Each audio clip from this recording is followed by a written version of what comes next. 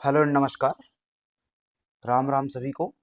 आज की इस क्लास से हम लोग शुरुआत कर रहे हैं फूड सेफ्टी ऑफिसर के जो एग्जाम्स अलग अलग राज्यों में होते हैं अथवा केंद्र सरकार के द्वारा आयोजित किए जाते हैं। दैट मीन्स कि सेंट्रल एफएसएसएआई आयोजित करता है अथवा स्टेट गवर्नमेंट्स में के द्वारा आयोजित किए जाते हैं। स्टेट गवर्नमेंट्स में भी दो संस्थाएं इस एग्जाम को कंडक्ट करवाती हैं। एक जो नॉर्मल संस्था है वो है स्टेट जो पीसीएस रहता है, वो एग्जाम कंडक्ट करवाता है। कुछ राज्यों में वहाँ का जो एक ट्रिपल एसबी संस्थान होता है ना, जैसे गुजरात में ट्रिपल एसबी संस्थान है, जैसे हमारे यहाँ का व्यापम हो गया, वो संस्था कंडक्ट करवाती है। तो एग्जैक्टली कौन कंडक्ट करवाता है हमको उससे मतलब नहीं है। हम इनके जो ओल्ड पेपर्स हैं अलग अलग के, इनको हम आज से चालू कर रहे हैं डिस्कशन।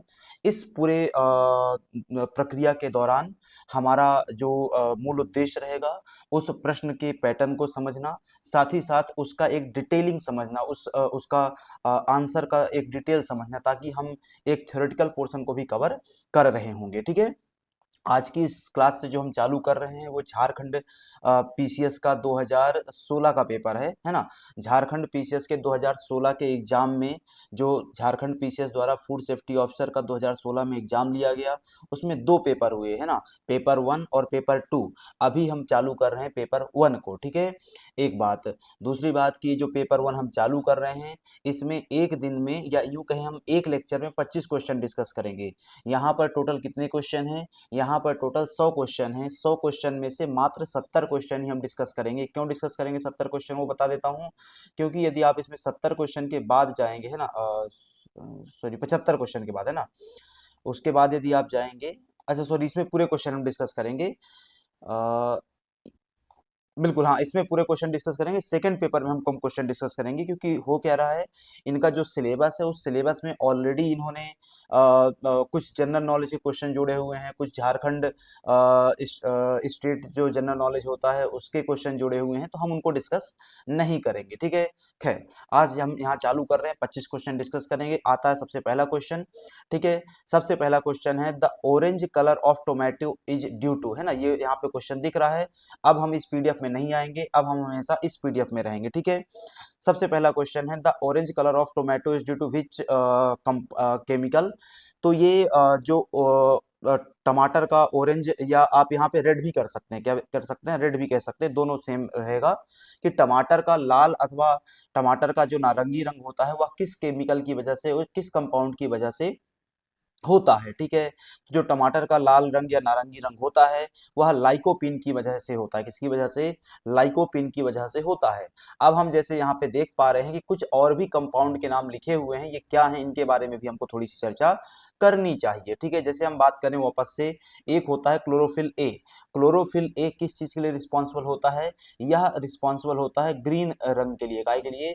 तो यदि किसी फल अथवा सब्जी का रंग ग्रीन है तो वो प्राइमरली किसकी वजह से आपको देखने को मिलेगा? क्लोरोफिल ए की वजह से देखने को मिलेगा। ये जो क्लोरोफिल है, यह सामान्यतः किसके लिए रिस्पॉन्सिबल रहता है? तो पालक के लिए। किसके लिए? पालक के लिए। ऐसे ही क्लोरोफिल बी कंपाउंड जो होता है वह येलो ग्रीन कलर प्रोवाइड करता है। यह yellow green colour green peach के रंग के लिए उत्तरदायी होता है। ठीक है।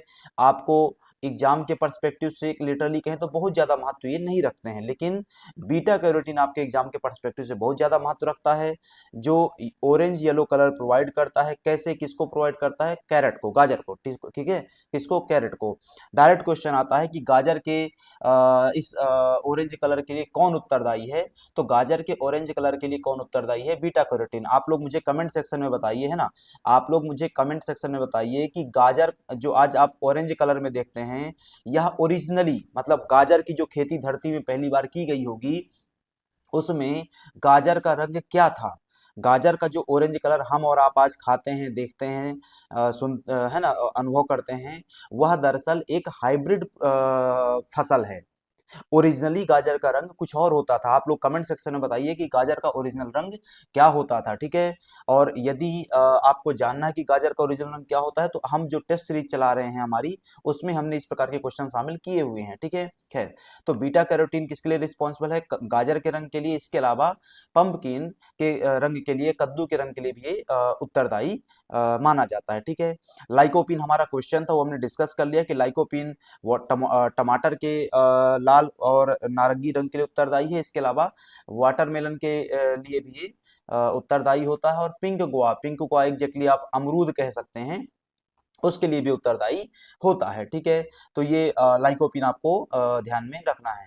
ऐसे ही कुछ और केमिकल कंपाउंड होते हैं, ये लिस्ट मैं यहाँ प्रोवाइड कर रहा हूँ, एक बार आप जरूर इसमें देख लीजिएगा। पूरी लिस्ट आपको ध्यान रखने की आवश्यकता नहीं है। जैसे एक यहाँ पे जो इंपॉर्टेंट है वो है करक्यूमिन, वो आपको पता होना चाहिए कि यह हल्दी का जो पीला रंग होता है, गोल्डन येलो रंग होता है, वह किसकी वजह से होता है? करक्यूमिन की वजह से होता है। ठीक है, चलो अगला क्वेश्चन है हमारा, food safety and standards act 2006 passed by the Indian parliament and notified on which date, है ना, कि भाई भारत सरकार के द्वारा जो 2006 में food safety and standard act लाया गया, भारत की पार्लियामेंट के द्वारा लाया गया 2006 में ये एक्ट, यह नोटिफाइड कब हुआ था, मतलब इसकी अधिसूचना कब जारी हुई थी?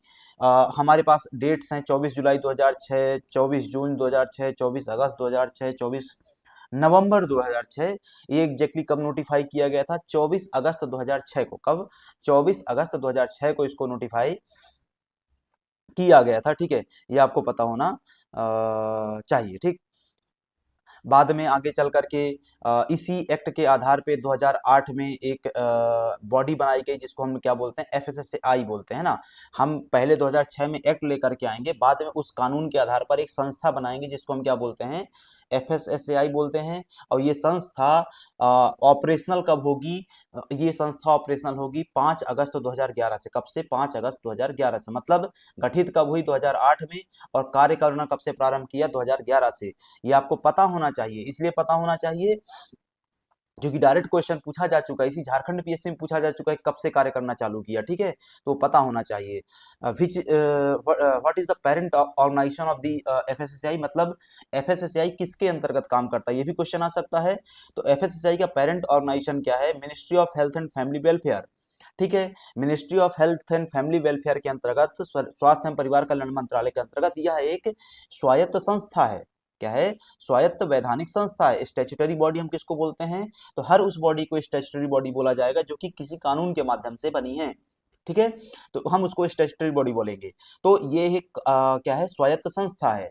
और इस स्वायत्त संस्था जो ministry of health and family welfare के अंतर्गत काम कर रही है, उसका मुख्यालय कहाँ पर है? नई दिल्ली में। ये भी क्वेश्चन ऑलरेडी पूछा जा चुका है। ठीक है, इसके अलावा ministry of health and family welfare का मंत्री कौन है? तो इसके अभी मंत्री कौन है? जगत प्रकाश नड्डा। कौन है? जगत प्रकाश नड्डा, जेपी नड्डा कह लीजिए। क्या कह लीजिए? जेपी नड्डा, जो कि वर्तमान में भाजपा के राष्ट्रीय अध्यक्ष भी हैं। ठीक है, इसके अलावा एफएसएसआई का जो वर्तमान सीईओ है, ये क्वेश्चन ऑलरेडी झारखंड पीएससी में पूछा जा चुका है कि इसका सीईओ कौन है, लेकिन जब 2016 का क्वेश्चन था उसका आंसर अलग रहेगा, अभी का आंसर हमारा वर्तमान का अलग रहेगा। वर्तमान में जो इसके सीईओ हैं वो श्री जी कमलावर्धन है। ठीक है, कौन है? श्री जी कमलावर्धन राव।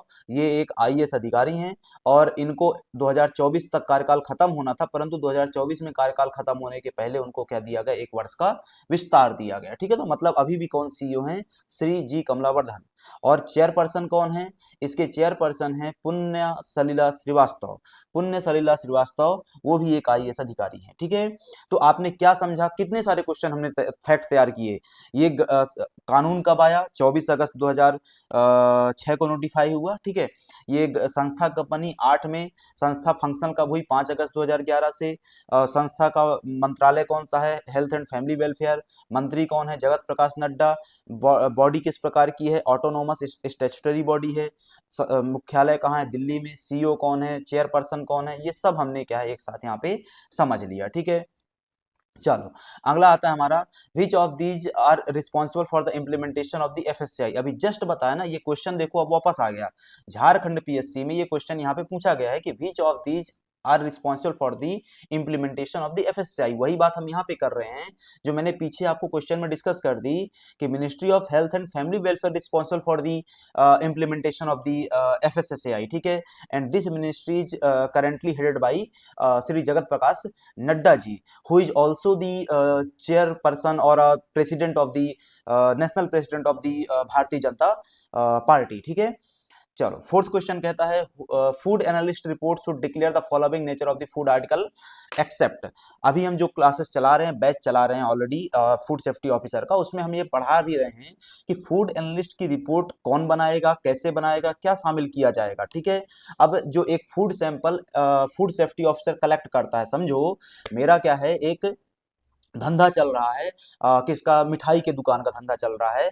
अब इस मिठाई के दुकान के धंधे में एक फूड सेफ्टी ऑफिसर के द्वारा एक सरप्राइज रेड मारी जाती है और वहां से कुछ सैंपल कलेक्ट किया जाता है और एक प्रेस्क्राइब्ड फॉर्म में, है ना, एक प्रेस्क्राइब्ड मैनर में उस सैंपल को कहाँ पहुंचाया जाता है, फूड एनालिस्ट के पास पहुंचाया जाता है। फूड एनालिस्ट उस सैंपल की जांच करेगा थॉरोली और एक रिपोर्ट तैयार करेगा। अब उस रिपोर्ट में उसको कुछ उस सैंपल में उसको कुछ समस्याएं मिल सकती हैं, कुछ प्रॉब्लम्स मिल सकती हैं, है ना, अथवा प्रॉब्लम्स नहीं मिल सकती हैं। दो ही बातें होंगी, तीसरी कोई बात हो ही नहीं सकती है। अब जो रिपोर्ट बनेगी उसमें वो निम्नलिखित में से किसी एक शब्द का प्रयोग करेगा, जो नीचे चार शब्द दिए हुए हैं, तीन शब्द दिए हुए हैं, लेकिन किसी एक शब्द का प्रयोग कभी भी नहीं करेगा। ऑप्शन क्या है कि विश्लेषक रिपोर्ट को खाद्य सामग्री की निम्न प्रकृति घोषित करनी चाहिए, सिवाय यदि फूड अनसेफ है तो अनसेफ डिक्लेयर करेगा, यदि फूड सब स्टैंडर्ड है, क्वालिटी अनसेफ का मतलब हेल्थ के लिए अनसेफ है, एनवायरमेंट के लिए अनसेफ है, तो अनसेफ डिक्लेयर कर देगा उस रिपोर्ट में। और यदि क्वालिटी सब स्टैंडर्ड है, ठीक है, अच्छी क्वालिटी नहीं है, तो उसको डिक्लेयर कर देगा। लेकिन कभी भी वो डिक्लेयर क्या नहीं करेगा, सेफ। मतलब मेरे दुकान से जो पेड़ा उठाया गया था, उस पेड़े की जांच की गई और पेड़े में क्या हुआ, खराब क्वालिटी निकल करके आई, तो उसने बोल दिया सब स्टैंडर्ड है। अथवा पेड़ा क्या हुआ, हेल्थ के लिए हानिकारक था, तो उसने क्या बोल दिया, अनसेफ है। लेकिन मेरा पेड़ा क्या है, स्वास्थ्य के लिए ना हानिकारक है ना सब क्वालिटी का है, तो फिर उस रिपोर्ट में कुछ भी शब्द का प्रयोग नहीं किया जाएगा, उसमें मतलब सेफ शब्द का प्रयोग नहीं किया जाएगा। तो what is the right answer? Are our right answer is safe, है ना। कौन सा वर्ड हमारा वो है, आंसर सही है, सेकेंड ऑप्शन हमारा क्या है, सही है। ठीक है, अब आता है कि ये जो शब्द मेंशन किया गया है वह एफएसएसएआई एक्ट में कहाँ मेंशन किया गया है। तो एफएसएसएआई के जो सेक्शंस हैं, है ना, ये हम 10वीं यूनिट में एफएसएसएआई एक्ट अभी पढ़ने वाले हैं हमारे कोर्स के अंतर्गत। वहां मैं बताऊंगा आपको कि जो सेक्शन 3 है वहां पे डेफिनेशंस दी हुई हैं। सेक्शन 3 का में दो सब सेक्शन है, सेक्शन 3 में दो सब सेक्शन है, सब सेक्शन 1 और सब सेक्शन 2। और सब सेक्शन 1 में बहुत सारे क्या दी हुए हैं, डेफिनेशन दी हुई हैं। उन बहुत सारी डेफिनेशन में एक डेफिनेशन जेड एक्स में दी हुई है, दूसरी कहाँ दी हुई, जेड जेड में दी हुई है, डबल जेड में। तो सेक्शन 3 के सब क्लॉज 1 के sub clause 2 sorry Z x में परिभाषा मिलेगी आपको सब स्टैंडर्ड फूड की, और सेक्शन 3 के सब क्लॉज 1 के डबल जेड में आपको परिभाषा मिलेगी अनसेफ फूड की। ये आपको ध्यान में रखना है। इसके अलावा कुछ भी ध्यान में रखने की आवश्यकता नहीं है कि सब स्टैंडर्ड फूड क्या होता है, अनसेफ फूड क्या होता है, उसका कोई मतलब यहाँ पे बैठता नहीं है। फिफ्थ क्वेश्चन है, Hunter lab is use to measure, है ना, ये बहुत बढ़िया क्वेश्चन है।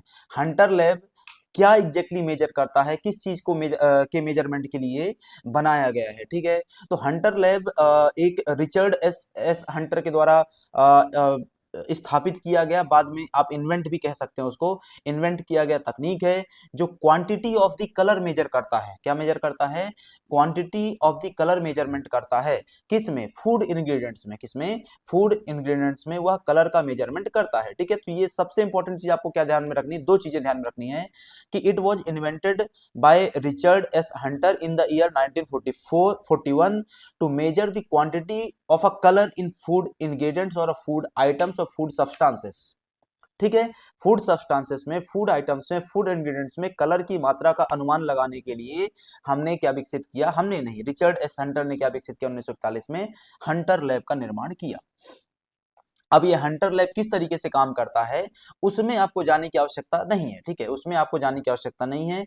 ये एक पैरामीटर पे काम करते हैं, है ना, वो पैरामीटर लाइटनेस से लेकर के, है ना, लाइटनेस दैट मीन्स की 0 या ब्लैक से लेकर के, है ना, 100 तक काम कर रहा होता है, बट ये हमारे काम का बहुत ज्यादा नहीं है। ठीक है, अगेन अगला क्वेश्चन आता है, what has been banned for tea bag products by FSSAI from 2018। ठीक है, ये क्वेश्चन आपको यहाँ पे मिल जाएगा 6वें नंबर पे कि what has been banned for tea bag products by FSSAI from 2018।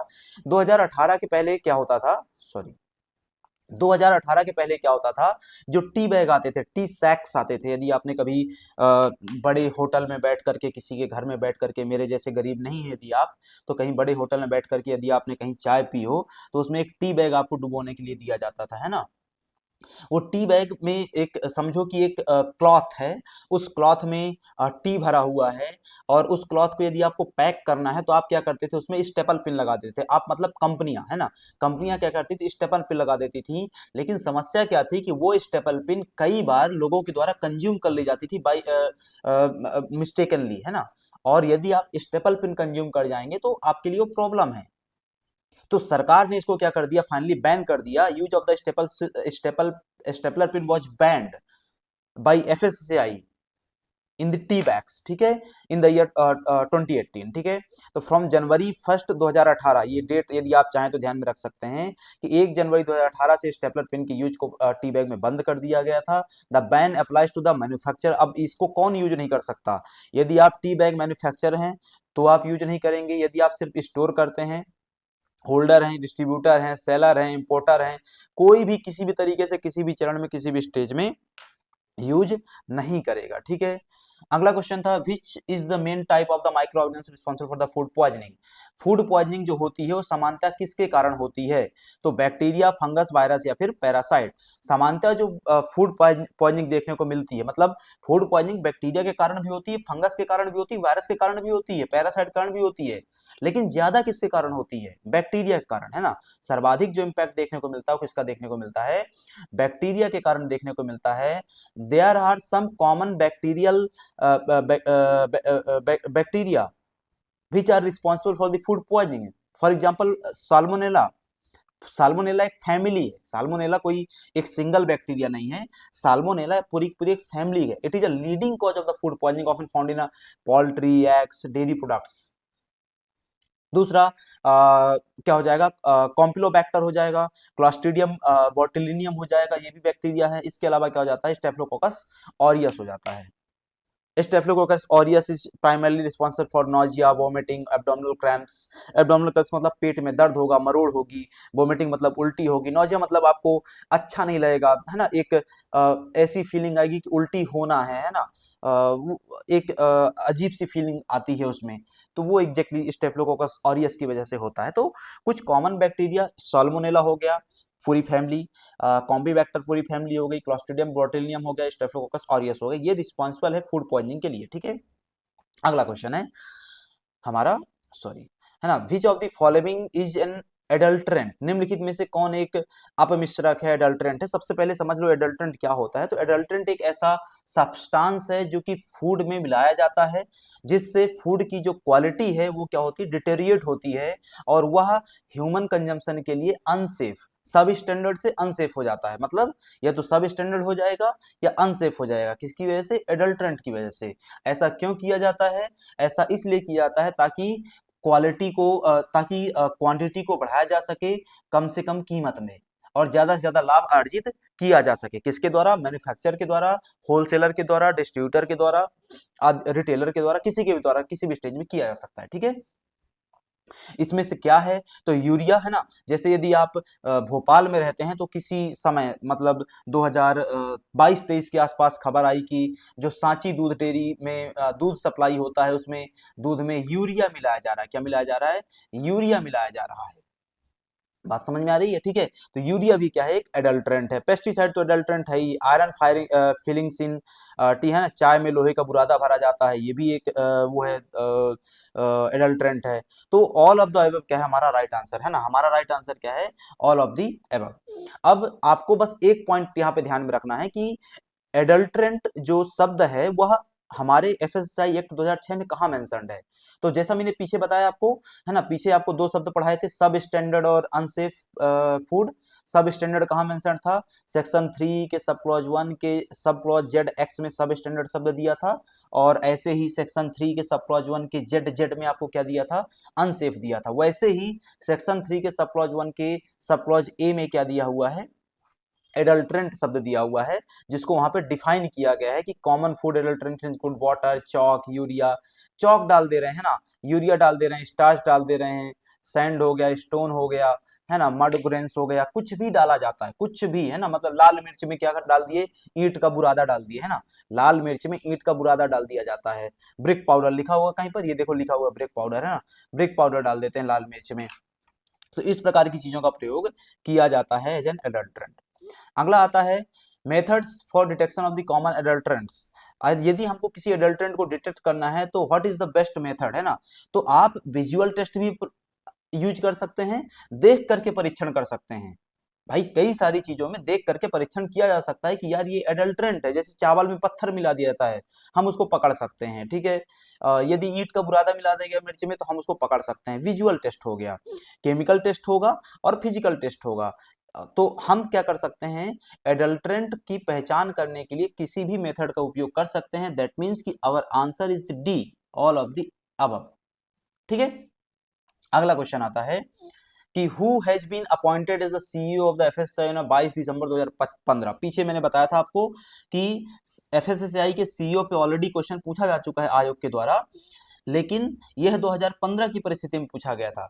2015 की परिस्थिति में जाएंगे तो पवन कुमार अग्रवाल उस समय उसके क्या थे, सीईओ थे, है ना। पवन कुमार अग्रवाल उस समय उसके सीईओ थे, लेकिन जो वर्तमान में हमारे लिए रिलेवेंट नहीं है। तो हमारे लिए वर्तमान में रिलेवेंट कौन है, तो वर्तमान में जो हमारे सीईओ हैं वो कौन है, जी कमलावर्धन राव। हमने पीछे इसको देखा, पिछले क्वेश्चन में कहीं पर हमने इसको देखा था, सेकंड क्वेश्चन में, है ना, कि वर्तमान में जो इसके सीईओ हैं जो जी कमलावर्धन राव हैं, और चेयरमैन कौन है, पुण्य सलिल श्रीवास्तव। दोनों आईएएस अधिकारी हैं, है ना, दोनों क्या है, आईएएस अधिकारी हैं। अगला क्वेश्चन है food safety act standard act 2006 operationalised on. ये भी मैंने पीछे बताया आपको कि भाई जो 2006 का हमारा फूड सेफ्टी एक्ट था वो ऑपरेशनलाइज कब से हुआ, ठीक है। तो उसको मूल रूप से ऑपरेशनलाइज कैसे किया गया, तो हमारा जो एफएसएसएआई एक्ट था उसके आधार पे हमने क्या बनाया, एफएसएसएआई संस्था बनाई, जिसका सोल रिस्पॉन्सिबिलिटी क्या है, to implement this act, to implement this act. और इस संस्था ने काम करना कब से चालू किया, 5 अगस्त 2011 से। कब से काम करना चालू किया, 5 अगस्त 2011 से। तो what is our right answer, और right answer is B, 5 August 2011। अगला क्वेश्चन है question number 12। Texture analyser is a device that test. Texture analyser exactly क्या टेस्ट करता है। मेरे ख्याल से ये बहुत आसान क्वेश्चन है, क्योंकि क्वेश्चन में ऑलरेडी पूछा हुआ है, दिया हुआ है टेक्सचर एनालाइजर। भाई टेक्सचर एनालाइजर टेक्सचर को एनालाइज करेगा, ठीक है। तो क्या पता करेगा, वो स्ट्रेंथ एंड टेक्सचर की प्रॉपर्टीज को पता करेगा। किसको पता करेगा, texture analyser is a device that test strength and texture properties of the food material और अ सब्सटेंसेस, फूड सब्सटेंसेस, ठीक है। तो it is a device, a texture analyser is a device that measures the physical properties of the materials, particularly texture. It is commonly used in the food, pharmaceutical, cosmetic and packaging industries to assess properties like hardness. अब texture और strength में क्या property आती है, hardness आता है, brittleness आती है, स्प्रेडेबिलिटी आती है, एडहेसिवनेस आता है, टेंसाइल स्ट्रेंथ आती है, एक्सटेंसिबिलिटी आती है, आदि आदि, है ना। बहुत कॉमन शब्द हैं, ये आपने पहले पढ़े होंगे अपने स्कूल टाइम में, ये शब्दों को आपने पढ़ा होगा, है ना। तो ये एग्जैक्टली आता है। तो इस सब प्रॉपर्टीज को मेजर करने के लिए टेक्सचर एनालाइजर का यूज किया जाता है, फूड के सेक्टर में भी, फार्मा के सेक्टर में भी, है ना, कॉस्मेटिक के सेक्टर में भी। अगला क्वेश्चन है which of the following is not a key element of the food safety management system. FSMS हम पढ़ाएंगे, है ना, एफएसएमएस हमारे पूरे सिलेबस में है, हम कोर्स में इसको कवर करेंगे। एफएसएमएस के अंतर्गत क्वेश्चन है हमारा, एफएसएमएस के अंतर्गत निम्नलिखित में से क्या शामिल नहीं है। तो एफएसएमएस के अंतर्गत जीएचपी शामिल है, एचएसीसीपी शामिल है और जीएमपी शामिल है। ये तीनों हमारे टॉपिक है पूरे कोर्स में, हमको इसको पढ़ना रहेगा। बट अभी के लिए हमारा राइट आंसर क्या है, जीसीएलपी, है ना। ये क्या है हमारा राइट आंसर, जीसीएलपी है। GCLP stands for good clinical laboratory practice, है ना। जीसीएलपी का मतलब क्या होता है, good clinical laboratory practices, GCLP. तो जीसीएलपी का संबंध एफएसएमएस से नहीं है, फूड सेफ्टी मैनेजमेंट सिस्टम से नहीं है। बाकी तीन का है। बाकी तीन में क्या आता है, गुड हाइजीन प्रैक्टिस आता है, गुड मैन्युफैक्चरिंग प्रैक्टिस आता है, और hazard analysis and critical control points आते हैं। बात खत्म यहां तक। चलो 14th क्वेश्चन कहता है व्हाट इज HACCP सिस्टम, है ना, what is HACCP system. Exactly HACCP system हमने पीछे समझा, है ना, हमने उसका फुल फॉर्म समझा, बट यहाँ पे क्वेश्चन आता है कि HACCP सिस्टम एग्जैक्टली काम क्या कर रहा है। HACCP सिस्टम ऑप्शन पढ़ लीजिए, physical chemical and biological hazards से रिलेटेड है। उद्देश्य क्या है? दूसरा की systematic analysis of all steps and regular monitoring of the control points, and this is our right point. Systematic analysis of all steps and regular monitoring of the control point, सभी चरणों का व्यवस्थित विश्लेषण और नियंत्रण बिंदुओं की नियमित निगरानी करना HACCP सिस्टम का काम है, जो कि FSMS का पार्ट है, फूड सेफ्टी मैनेजमेंट सिस्टम का पार्ट है। ठीक है, अगला क्वेश्चन है हमारा, ये HACCP hazard analysis and critical control point हमने पीछे समझा हुआ था। अगला क्वेश्चन है the mandate assign to the food authority is, food authority के लिए एक बेसिक मैंडेट दिया जाता है कि तुमको इसी मैंडेट के आधार पे काम करना है, और ये एग्जैक्टली मैंडेट क्या है? पहला, साइंटिफिक बेस्ड स्टैंडर्ड्स के आधार पे काम करोगे तुम लोग, है ना। फूड अथॉरिटी जो है, food safety, food analyst, food commissioner, जितने भी लोग हैं, जितने भी इंस्टीट्यूट कैसे काम करेंगे? पहला, साइंस के आधार पे काम करोगे। दूसरा, फैसिलिटेट फूड सेफ्टी, ठीक है, मतलब खाद्य सुरक्षा बेहतर है या सुगम है अथवा नहीं, उसके लिए काम करोगे। तीसरा, regulate manufacture store distribution sale import, मतलब फूड के संबंध में मैन्युफैक्चरिंग से लेकर के रिटेल तक में हर चीज को क्या करना है? नियंत्रित करना है, विनियमित करना है। चौथा कि ऑल ऑफ द अबव, चौथा पॉइंट हमारा सही है। फूड अथॉरिटी का एक मैंडेट है, फूड अथॉरिटी का एक क्या है? मैंडेट है। फूड अथॉरिटी का एक जनादेश है, मार्गदर्शन है। मार्गदर्शन क्या है? कि तुम विज्ञान के आधार पे काम करोगे, है ना। दूसरा, फूड सुरक्षा के लिए काम करोगे, और तीसरा कि फूड मैन्युफैक्चरिंग से लेकर के रिटेलर तक जाने तक में जो भी स्टेज आती हैं, हर जगह आप नियंत्रण स्थापित करोगे। ठीक है, तो हमारा राइट आंसर क्या है? डी। 16th क्वेश्चन है a substance intentionally added that affects the nature and quality of food is called, है ना। एक ऐसा सब्सटेंस जो जानबूझ करके फूड में ऐड किया जाता है ताकि उसकी क्वालिटी को और प्रकृति को प्रभावित किया जा सके, इस प्रकार के सब्सटेंस को हम क्या कहते हैं? Food poison, food adulterant, food contaminant, food material. Food contaminant जैसा शब्द होता है, लेकिन यह हमारी बात को पूर्ण रूप से कवर नहीं करता। हमारी बात को पूर्ण रूप से कवर करता है फूड एडल्ट्रेंट। ऐसा ही एक शब्द होता है फूड एडिटिव। क्या होता है? Food additive. एडल्ट्रेंट और एडिटिव में डिफरेंस मेजर क्या है, इसको समझ लो। एडिटिव हमेशा नेगेटिव कोनोटेशन के साथ नहीं आएगा। फूड एडिटिव शब्द हमेशा नेगेटिव कोनोटेशन के साथ नहीं आएगा। यदि आप किसी प्रोडक्ट में किसी प्रोडक्ट में आप स्वीटनर ऐड कर रहे हैं, मान लो स्टीविया ऐड कर रहे हो, क्या ऐड कर रहे हो? स्टीविया ऐड कर रहे हो। स्टीविया इज आर्टिफिशियल स्वीटनर, ठीक है। स्टीविया ऐड कर रहे हो तो वो फूड एडिटिव के तौर पर कंसीडर किया जाएगा, ना कि फूड एडल्ट्रेंट के तौर पे। तो फूड एडिटिव हमेशा निगेटिव कोनोटेशन के साथ नहीं आएगा, लेकिन फूड एडल्ट्रेंट हमेशा निगेटिव कोनोटेशन के साथ आएगा। वह फूड एडल्ट्रेंट फूड पॉइजनिंग में भी कन्वर्ट हो सकता है। फूड एडल्ट्रेंट हमेशा फूड पॉइजन नहीं बनेगा। कई बार फूड एडल्ट्रेंट में कुछ ऐसी चीजें ऐड की जाती हैं जो कि हमारे लिए घातक नहीं होती हैं स्वास्थ्य के लिए, लेकिन वह मैन्युफैक्चरर को, सेलर को फायदा दे करके जाती है, ठीक है। लेकिन हमारे लिए स्वास्थ्य के लिए घातक नहीं होती है, लेकिन कई बार वो घातक होती भी है। तो फूड एडिटर कई बार किस में कन्वर्ट हो जाता है? फूड पॉइजन में कन्वर्ट हो जाता है, कंटामिनेंट में कन्वर्ट हो जाता है।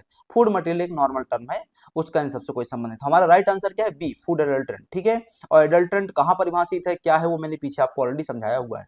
17th क्वेश्चन क्या कहता है? यहाँ पे आप 17th क्वेश्चन यदि आप देखें, है ना, 17th क्वेश्चन, ये 16th क्वेश्चन अभी हम डिस्कस किया। 17th क्वेश्चन क्या है? Which stage does adulteration take place, adulteration किस स्टेज पे किया जाता है? प्रोड्यूसर या मैन्युफैक्चरर के स्टेज पे? मैं मतलब एक मिठाई की दुकान चलाता हूं तो मैंने ही क्या कर दिया, उसमें मिलावट कर दी। दूसरा, मैंने मिठाई जो बड़े स्तर पे बनाई है उसको डिस्ट्रीब्यूटर को दिया, उसने फायदा बढ़ाने के लिए मिलावट कर दी। डिस्ट्रीब्यूटर ने नहीं किया लेकिन रिटेलर ने फायदा बढ़ाने के लिए कर दी। तो किसी भी स्टेज पे हो सकता है। जो फूड सप्लाई चेन है, फूड सप्लाई चेन कहाँ से चालू होता है? मैन्युफैक्चरर से रिटेलर तक, है ना। ये जो मैन्युफैक्चरर से रिटेलर तक की पूरी स्टेज है, इसमें किसी भी स्टेज में क्या हो सकता है? ये प्रॉब्लम मिल सकती है। मैन्युफैक्चर के पहले भी समस्या आ जाती है। जैसे उदाहरण के लिए रॉ मटेरियल, जैसे मान लो मुझे मिठाई बनानी, लेकिन मुझे खोवा चाहिए। खोवा मैं खुद नहीं बनाता हूँ, खोवा मैं खुद नहीं बनाता हूँ, लेकिन मुझे खोवा चाहिए है, और लेकिन जो खोवा बनाता है वो उसमें क्या कर दे, अडल्ट्रेशन कर दे। इसका बेस्ट एग्जांपल तुमको देता हूँ, तुमने अभी आजकल यूट्यूब में या इंस्टाग्राम में शॉर्ट्स देखे होंगे, फेक पनीर, फर्जी पनीर के वीडियो आते हैं, वो बीटाडीन का सॉल्यूशन डाल करके लोग चेक करके बता रहे हैं कि कौन सा पनीर फर्जी है, कौन सा पनीर असली है। आ रहा ना, वीडियो देखा होगा तुमने भी। आजकल डरते भी होगे भाई पनीर खाने से। तो समझो कि मैं एक होटल चलाता हूँ, उस होटल में मैं पनीर की शाही पनीर खिलाता हूँ लोगों को, अपने कस्टमर्स को मैं शाही पनीर खिलाता हूँ। मैं, मेरा इंटेंशन सही है, मेरा इंटेंशन बिल्कुल सही है, मैं अच्छा क्वालिटी खाना बना करके दे रहा हूँ, लेकिन साहब मेरा जो पनीर का सप्लायर था उसी ने फर्जी पनीर सप्लाई किया, क्या कर लूंगा मैं? तो पहला स्टेज कहाँ पे समस्या हो सकता है अडल्ट्रेशन का, सप्लायर के एंड पे। लेकिन सप्लायर ने चलो बढ़िया काम सामान सप्लाई किया, लेकिन मैंने बनाने में गड़बड़ कर दी। चलो मैंने कोई गड़बड़ नहीं कर दी तो मेरे डिस्ट्रीब्यूटर ने गड़बड़ कर दी, डिस्ट्रीब्यूटर ने कोई गड़बड़ नहीं करी तो रिटेलर ने गड़बड़ कर दी। तो इन चारों स्टेजेस में से किसी भी स्टेज में क्या हो सकता है, अडल्ट्रेशन हो सकता है, और अल्टीमेटली नुकसान किसको होगा, कंज्यूमर को, कस्टमर को। ठीक है, अगला क्वेश्चन है 18th क्वेश्चन आपका आ जाता है इसमें, which helps in maintaining or controlling the acidic alkaline changes during the food processing and hence maintain flavor and acidity। मेरे ख्याल से यदि आपने केमिस्ट्री लैब में कभी भी कदम रखा होगा तो इसकी जानकारी आपको हमेशा होनी चाहिए। केमिस्ट्री लैब में जब आप काम करते हैं तो कोई भी जो सॉल्यूशन बनाएंगे तो ये तो एसिडिक सॉल्यूशन बनेगा या बेसिक सॉल्यूशन बनेगा। अब एसिडिक सॉल्यूशन और बेसिक सॉल्यूशंस कंटिन्यूअसली चेंज होते रहते हैं। यदि आप उसमें कुछ भी नया सॉल्यूशन ऐड करते हैं, नया लिक्विड ऐड करते हैं, नया केमिकल ऐड करते हैं, तो ये जो फ्रिक्वेंटली चेंज होने की जो वो है, पीएच चेंज होने की जो प्रकृति है, यदि आप इसको रोकना चाहें तो कैसे रोकेंगे? तो एसिडिक और एल्कलाइन नेचर है ना, एसिडिक नेचर और एल्कलाइन मतलब बेस हो गया, एल्कलाइन मतलब क्या होता है, बेस होता है। इस एसिडिक और एल्कलाइन नेचर के चेंज को यदि आप रोकना चाहते हैं तो आपको बफरिंग एजेंट का यूज करना पड़ेगा, है ना। किसका यूज करना पड़ेगा, बफरिंग एजेंट का यूज करना पड़ेगा। Buffering agents are substances that help maintain the stable pH in a solution. ये पीएच में जो चेंज आ रहा है, कभी एसिडिक हो जाता है, कभी बेसिक हो जाता है, यदि आप इसको रोकना चाहते हैं तो आप क्या करिए, उसमें एजेंट ऐड करिए, कौन सा, बफरिंग एजेंट यूज करिए। ठीक है, ये क्वेश्चन ऑलरेडी पूछा गया। ठीक, अगला क्वेश्चन है 19th question, which among the following claims is prohibited. निम्नलिखित में से कौन सा क्लेम आप अपने फूड फूड प्रोडक्ट में नहीं कर सकते हैं। ठीक है, तो पहला ऑप्शन है सब्सटेंशिएटेड क्लेम, दूसरा आता है claim of a non veg और veg, both of the mention, none of the mention. क्या क्लेम नहीं कर सकते हैं, तो वेज और नॉन वेज तो क्लेम होता ही है। कैसे क्लेम होता है, या तो डायरेक्ट शब्द लिखा जाता है, अथवा रेड और ग्रीन का साइन लगाया जाता है। रेड और ग्रीन का साइन लगाया जाता है तो ये तो क्लेम हो ही गया भाई। या फिर क्या किया जाता है, डायरेक्ट लिख दिया जाता है वेज या नॉन वेज, तो ये तो क्लेम हो रहा है। लेकिन सब्सटेंशिएटेड क्लेम जैसा कोई दावा वहां पर नहीं किया जाता। Then what is the substantiated claim, यह सब्सटेंशिएटेड क्लेम का मतलब क्या होता है, स्टेटमेंट अबाउट फूड्स न्यूट्रिएंट और health benefit that is backed by robust scientific evidence and is and if required recognized by FSA। for example it contains, for example मेरा एक product है उसमें मैं लिख रहा हूं it contains 10 microgram vitamin D per serving, help maintain normal bones as per EFSA opinion. ये एक बॉडी है यूरोप की। क्या मैं इस पर एक प्रकार का क्लेम कर सकता हूं अपने फूड प्रोडक्ट की पैकेजिंग में? नहीं कर सकता, until and unless it is backed by scientific evidence, and this type of scientific evidence requires a robust research। लेकिन नॉन वेज और वेज का मेंशन करने के लिए आपको किसी साइंटिफिक एविडेंस और रिसर्च की आवश्यकता नहीं है, वो आप डायरेक्टली कर सकते हैं। बात समझ में आई? ठीक, तो ये आपको ध्यान में रखना है। और ये वेज और नॉन वेज का साइंटिफिक वेज और नॉन वेज का मेंशन कब से हो रहा है, क्लेम कब से हो रहा है, 2011 से हो रहा है। कब से हो रहा है, 2011 से ये क्लेम किया जा रहा है। ठीक है, ये ध्यान में रखना है। 20th question, which of the following is a referral regulatory as per the FSS laboratory and sampling regulation 2011। ये क्वेश्चन मैंने ऑलरेडी आपको उसमें पढ़ाया हुआ है मेरी क्लास में, है ना। इसका जो राइट आंसर है वो CFTRI मैसूर है। क्या है, CFTRI मैसूर है, सी ऑप्शन हमारा है ना। तो ये आपको ध्यान में रखना है। CFTRI मैंने आपको पढ़ाया हुआ है, इसके अलावा निफ्टम भी पढ़ाया है, यूट्यूब में इसके वीडियो मिल जाएंगे बड़ी आसानी से। आप जॉब्स वाला की एप्लीकेशन, जॉब्स वाला की आप यूट्यूब चैनल में जा करके सर्च करेंगे निफ्टम, है ना, वो मिल जाएगा। CFTRI सर्च करेंगे मैसूर, है ना, वो मिल जाएगा आपको, तो आप वहाँ पे जा करके इन लेक्चर्स को देख सकते हैं, ठीक है। इसमें हम ज़्यादा चर्चा नहीं करेंगे। 21st क्वेश्चन है, which is a colour of the symbol of the vegetarian food. Vegetarian food के लिए कौन सा सिंबल यूज करते हैं, तो वेजिटेरियन फूड के लिए आप ग्रीन सिंबल यूज करते हैं, और रेड सिंबल आप यूज करते हैं किसके लिए, नॉन वेजिटेरियन फूड के लिए, which is like this one, है ना। जो पुराना पैटर्न था, पुराने में एक गोल बिंदु का प्रयोग किया जाता था। अभी FSSAI की तरफ से रिकमेंडेशन है, अभी लागू नहीं हुआ है, रिकमेंडेशन है कि इस गोल साइन को रिप्लेस कर दिया जाएगा इस ट्रायंगल से, और इस गोल साइन को, हरे वाले गोल साइन को रिप्लेस कर दिया जाएगा इस क्रॉस से, है ना। ये रिकमेंडेशन है ना। New non vegetarian symbol, sorry, ये नॉन वेजिटेरियन सिंबल कुछ इस प्रकार का हो जाएगा, आपको ध्यान में रखना है। इसके अलावा ये एक नया सिंबल बनाया जा रहा है, मतलब इसको रिप्लेस नहीं करेंगे, ये हमेशा बना रहेगा।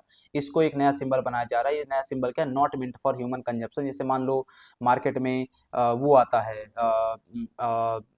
पेट फूड आता है, क्या आता है, जानवरों का खाना आता है, बिल्ली का खाना, कुत्ते का खाना, है ना, ये सब। तो उसमें भी एक साइन मेंशन किया जाएगा, वो साइन क्या है, तो ये क्रॉस का साइन है ना, ध्यान में रखनी है आप, है ना, इस बात को। अगला, केमिकल हजार्ड क्या होता है, या निम्नलिखित में से केमिकल हजार्ड क्या है, तो केमिकल हजार्ड क्या है, तो डाइऑक्सिन है, क्या है, डाइऑक्सिन। अब ये डाइऑक्सिन क्या होता है, डाइऑक्सिन और dioxins are intentionally produced but rather are unwanted byproducts of the process like combustion industrial process, है ना। तो औद्योगिक प्रक्रिया से या कंब्यूशन की प्रक्रिया से, कुछ जलाने की प्रक्रिया से निकलने वाले कुछ केमिकल कंपाउंड हैं, है ना, जिनको इंटेंशनली क्या किया, इंटेंशनली क्या किया था, प्रोड्यूस किया जाता है केमिकल हजार्ड के रूप में उपयोग करने के लिए, है ना। मोस्ट कॉमन डाइऑक्सिन क्या है, वो आपको ध्यान में रखने की आवश्यकता नहीं है, TCDD क्या है, मोस्ट कॉमन डाइऑक्सिन है, ठीक है। अगला क्वेश्चन है, natural toxin is in a food is, है ना, निम्नलिखित में से कौन सा एक नेचुरल टॉक्सिन जो फूड में प्रेजेंट रहता है ना, वो आपको बताना है। तो इसको स्कॉम्ब्रोक्टॉक्सिन, अफ्लाटॉक्सिन, सोलानाइन, है ना, ये सब के सब क्या हैं, नेचुरल टॉक्सिन्स हैं, जो फूड में क्या है हमारे प्रेजेंट रहते हैं। मैं यहाँ एक लिस्ट दे रहा हूँ, मैं इस लिस्ट को अभी आपको बाँच करके नहीं बताऊंगा, आप इस लिस्ट को जरूर पढ़िए, है ना। अफ्लाटॉक्सिन्स है, ये टॉक्सिन पूरी हमारा एक सिलेबस में एक टॉपिक है, हम इसको पढ़ने वाले हैं कोर्स के अंतर्गत, ठीक है। अफ्लाटॉक्सिन्स, ऑक्राटॉक्सिन्स, फ्यूमोनियॉन्स, है ना, जेरालिनॉन, इस प्रकार के कई सारे टॉक्सिन्स यहाँ पे एक पूरी लिस्ट मैंने दी हुई है, आप उसको देख सकते हैं। अगला क्वेश्चन है, section 35 of the FSSS A 2006 deals with, है ना, जो हमारा फूड सेफ्टी एंड एक्ट है 2006 का, उसका सेक्शन 35 किस चीज़ से डील करता है, तो उसका सेक्शन 35 फूड पॉइजनिंग से डील करता है। एग्जैक्टली वहाँ पे फूड पॉइजनिंग शब्द का प्रयोग नहीं किया गया, वहाँ प्रयोग जो शब्द प्रयोग किया गया वो प्रयोग किया गया है notification of the food poisoning, क्या है का, notification of the food poisoning. Food poisoning हुई है ना, खाद्य विषाक्तता क्या हुई है, अन्न विषाक्तता हुई है, इसका एक नोटिफिकेशन अधिसूचना जारी की जाएगी, किसके द्वारा, फूड अथॉरिटी के द्वारा जारी की जाएगी। ये बात कहाँ लिखी हुई है, सेक्शन 35 में लिखी हुई है, कहाँ पर, FSSA 2006 एक्ट में लिखी हुई है। आज का हमारा last question, functions of the food safety officer are mention are, है ना, तो फूड सेफ्टी ऑफिसर के फंक्शंस क्या हैं, taking sample of the analysis, बिल्कुल सही, जांच करने जाएगा तो सैंपल लेकर के आएगा। Registration of the food business operators, दुकान खोलनी है आपको मिठाई की, कहाँ रजिस्ट्रेशन होगा, फूड सेफ्टी ऑफिसर के पास होगा। इंस्पेक्शन करने का काम, तो ये सब काम किसके हैं, फूड सेफ्टी ऑफिसर के। सब काम कहाँ दिए हुए हैं, section 37 of the said act, है ना, दिए हुए हैं, ठीक। तो इतनी बातें आपको ध्यान में रखने की आवश्यकता है, ठीक है। आज हमने 25 क्वेश्चन डिस्कस किए हैं यहाँ तक। अब नेक्स्ट क्लास में हम इस 25 के बाद मतलब 26 से हम डिस्कशन करना चालू करेंगे। आप लोग एक बार जरूर बताइए, क्या ये जो फॉर्मेट है ये सही फॉर्मेट है, क्या हम इसी फॉर्मेट में कंटिन्यू करें, ताकि आपको एक्स्ट्रा इन्फॉर्मेशन मिलती रहे, है ना, और हमारी तैयारी बेहतर तरीके से चलती रहे, ठीक है। इसके अलावा हमारी जो क्लासेस हैं वो भी लगातार हमारे एप्लीकेशन में चल रही हैं, है ना, वहाँ पर हम क्लासेस अपलोड कर रहे हैं लगातार, ठीक है, आप उनको भी ज्वाइन कर सकते हैं। चलिए आज की क्लास हम यहाँ बाइंड अप करेंगे, मिलेंगे अगली क्लास में क्वेश्चन नंबर 26 से लेकर के 50 तक के लिए। यही हमारा JPSC food safety officer 2016 paper 1 के लिए, ठीक है। चलिए मिलते हैं अगली क्लास में, तब तक के लिए आप सभी का धन्यवाद।